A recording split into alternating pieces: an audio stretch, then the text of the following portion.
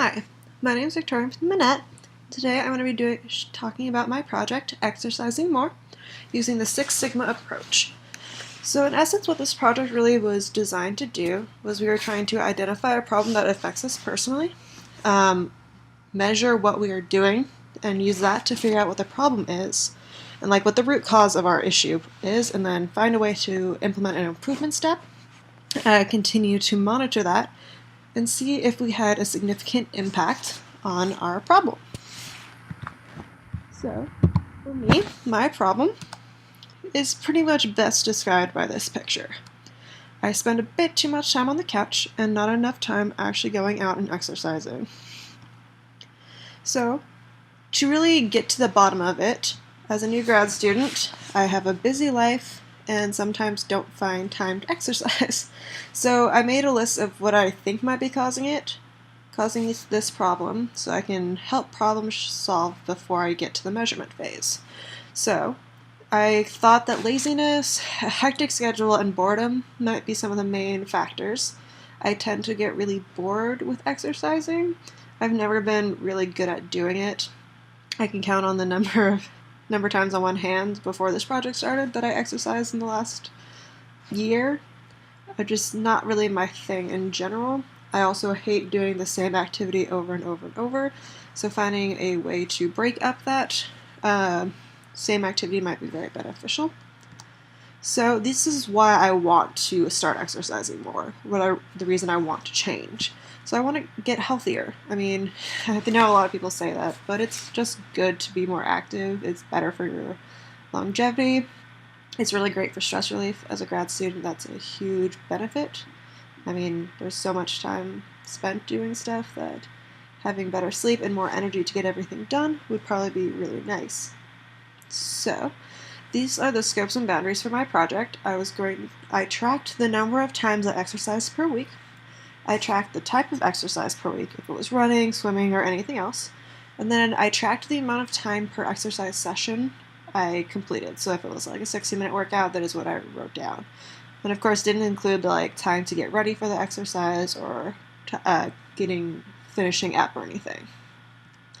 So I had some overall goals. The first one was I wanted to exercise 3 to 4 times per week. And the second was I wanted to complete 2 different types of exercise activities. The second goal really was to help make it easier for me to go exercising. I find by switching up what I'm doing, I tend not to get bored, which can make it so I'm more likely to actually go to the gym. So when I started the project, I created kind of an action plan for what I thought would be a good way to get started. The first thing I wanted to do was enlist an exercise buddy. I don't like exercising alone, and having someone to do it with me was very beneficial and made it so I'd actually do it. I had originally said I was going to schedule the exercises, and that never really happened during the measurement phase, so it's something that could be practiced, but in this part of the project it was not really implemented. For step 3, I monitored the first few weeks to identify where there was problems and what sort of excuses I made, and then step 4, I increased the amount of exercise to discover what the potential issues I might be having were. So, after the define phase was complete, we went into the measurement phase. I recorded if I exercised or if I didn't. I also included the excuse I gave myself for why I didn't exercise. I analyzed the data to determine where the issues were, and I considered if creating a reward system would be a beneficial way to motivate myself. So, I collected data and I did it for 5 weeks. As you can tell from from the data that was collected, I didn't really do so well. I only went 2 times during the 5-week session I collected data. And for week 1, I went for 50 minutes, and week 3, I went for 40 minutes. So not really the best showing, especially because my goal was 3 to 4 times per week. Once is rather different. But I had plenty of excuses to look at. The excuse I used most often was I was too busy. As a new grad student, I was having some issues adjusting to finding time to fit other things in other than research and school. There was also just times I wanted to relax, where I really just didn't want to do it, which kind of got clumped in with laziness. So these are the final excuses I was categorizing things into to try and make it more precise. So 1 was too busy, 1 was being lazy, 3 was too tired, 4 was a desire to relax, because if you're just exercising all the time, sometimes you need to take time for yourself. 5 was TA responsibilities, unfortunately not something I can really get around, but should be taken into consideration. And then 6 did go up during the next phase, but it was exercise the day before. So to kind of understand what I could do to improve, I did a fishbone diagram of some of the more common excuses I used. Being too tired, there wasn't a lot I could do to improve on it, except for just get more sleep in general. For relaxing, us having hobbies and spending time with my husband, some of that was just being more on top of it early in the day, so when I got home I could do those things. For busy, a lot of that was just prioritizing and scheduling. Laziness, having a schedule can help stop me from just not wanting to do things, but all those kind of contributed to why I wasn't exercising. So, these are the different steps I made for my improvement phase. I scheduled my exercises. This made it so I wasn't able to use the busy excuse because I know I had that chunk of time set aside. And it also kind of helped for the relaxing phase, or not phase, but excuse, because I knew I'd be done at a certain time and would have the ability to relax. So I also set alarms for when each of those exercise activities would be. It kind of was both a reminding system as well as a bit of a guilt trip that I should be doing this and I have no real excuse not to. And then I did end up creating a reward system. So every 3 weeks I successfully went to the gym at least 3 times. I did have a group, like friend game night to kind of motivate myself and make it a pleasant thing versus a chore. So, this is the data from the improvement phase. So after I made those changes, I continued to collect data for 7 weeks. And you can see the number of times I exercised, as well as the amount of time I exercised for that week in the different activities. Week 1, I exercised 3 times, and for the rest of them, I only had 1 week where I did not exercise at least 3 times, and that was week 5. And most of the amount of time I spent in the gym was over 60 minutes, which is good, and it's even better that most of it was over 90 minutes, because my goal was to do about 30 minutes for each exercise session. So having a total of 90 minutes would have met that kind of goal. So this is the different types of exercise I completed. As you can see, 59% of the time I was swimming, and 41% of the time I was running. It showed that I slightly favored swimming, but not enough to be significantly different.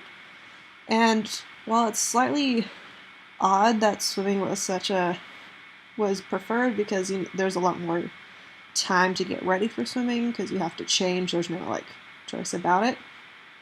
But I found that it was really nice and not sweaty because of all the water to do swimming, and it was a good transition exercise. So these are also the excuses I used during the improvement phase. As you can see, exercise the day before was by far the most used excuse, which is pretty much ideal because that is exactly what I wanted to see happen, because that means I was just exercising more in general. So this is the data analysis from the improvement phase. So these are the box plots of the before improvement data and after improvement data for the amount of times I went to the gym per week. So the number of times exercised is shown for the improvement phase, so after we made those adjustments. And you can see my number of times was between 2 to 4, which is much higher than the previous one, which was 0 to 1. So based off of that alone, I would assume there's a significant difference, but statistical testing needs to be completed so we know if there actually was a difference. So for this, I used a 2-sample t-test, and I assumed unequal variances because there's nothing to show that the improvements would be not cause a change in variance. So the critical value for this statistic was 1.812. The test statistic was 8.944, which meant that we were able to reject the null hypothesis, that the means were the same.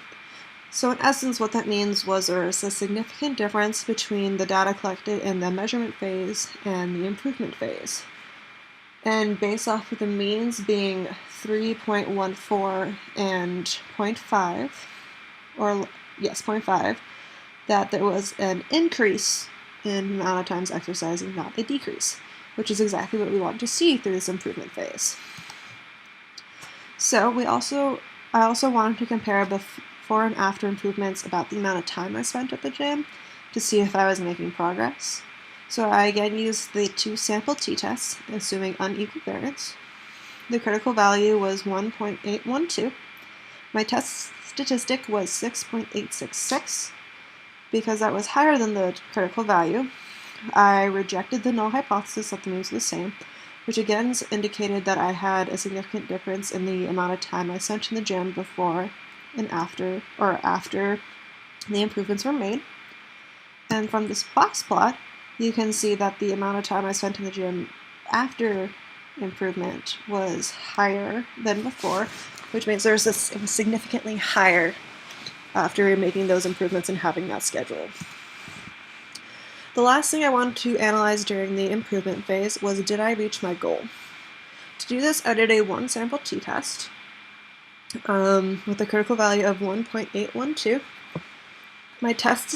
My null hypothesis was that the mean of my population was 3. So if it was different than 3, it would reject the null hypothesis. So my test statistic was 0.69, and that means I failed to reject the null hypothesis because it was not greater than the critical value, which is a very good thing for this, because that means that my data had a mean of 3, which indicated that I went to the gym at least 3 times per week, which means I met my goal.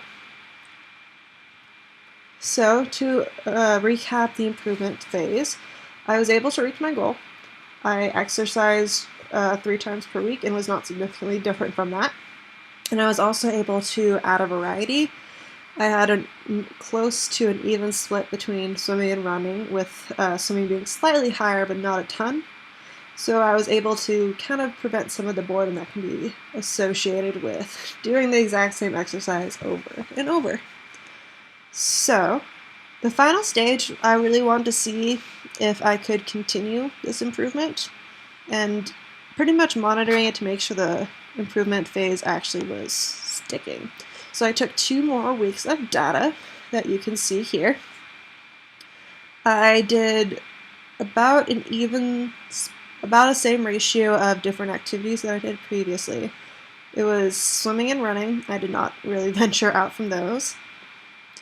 And this is a table from that calendar. So week 1 of the final period, I exercised 4 times that week, and week 2 I exercised 3 times. I spent 175 minutes exercising week 1 and 135 minutes exercising week 2.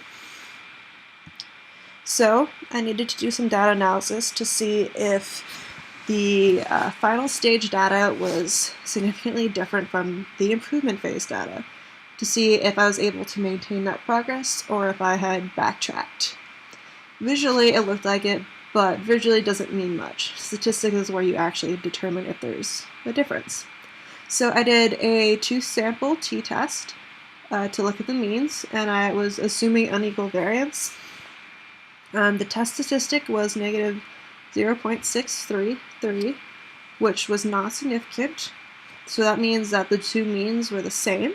So there was no significant difference between the improvement phase and the final phase, which pretty much meant that I was able to continue to meet the goals. I did not go to the gym less, and I didn't go crazy and go to the gym a ton more. So in the future, it might be good if it became significantly different, if I started going to the gym more often, and it might be something that I have to change my goal to make it so that I have something to strive for. So I did the same thing with the amount of time I spent in the gym. I wanted to see if my improvement phase and final phase were similar. So I did a t-test with the two samples and assumed unequal variance. So the test statistic was negative 1.428, which was not significant. So that means there was no significant difference between the amount of time I spent in the gym during the improvement phase and the final phase, which is, yet again, pretty good, because it means I didn't just start going to the gym for like 5 minutes just to get the numbers up. It meant I actually was there exercising and really putting the effort in. So in the future I might increase that if I wanted to make it so I went to the gym more. Having a significant difference might also be beneficial. So just kind of a general recap of the final phase. So I was able to be consistent from the improvement phase to the final phase. I didn't backslide or anything. And pretty much as an overall recap for this project, I was very happy. I was able to meet my goals, which, coming from not exercising ever, was a huge, huge improvement. I feel better. I feel a lot healthier. I think I have more energy. I'm not 100% sure if I'm sleeping more, better, because being a grad student's kind of sleep depriving in general. But as a whole, I was able to get a lot of the benefits that I wanted from this project, at least the short-term ones. It'll be hard to see about the long-term ones. But the project was a really, really good success, and it's pushing me to want to create new goals to see if I can use these methodologies to push myself to meet those goals. I think I will keep this progress up. My current plan is to do pretty much the exact same thing.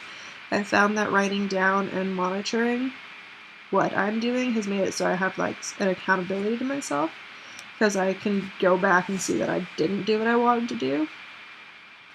And I think that using the Six Sigma approach to solving personal problems is also going to be something I will use in the future. I mean, sometimes a problem is so big and daunting that it's hard to convince yourself to even try and beat it. But by breaking it down into these different phases and finding exactly what the root cause was, for this project, it was pretty much being too busy and not wanting to do it. So by finding ways to schedule it so I'm not able to use those excuses, I was really able to overcome the problem and make huge progress. And progress is never completely done, so I'll just keep monitoring what I'm doing and then determine if I need to keep going farther, or if I'm starting to lose progress and find what's the new problem. Overall, I'm very glad I was able to implement the Six Sigma approach to problem solving.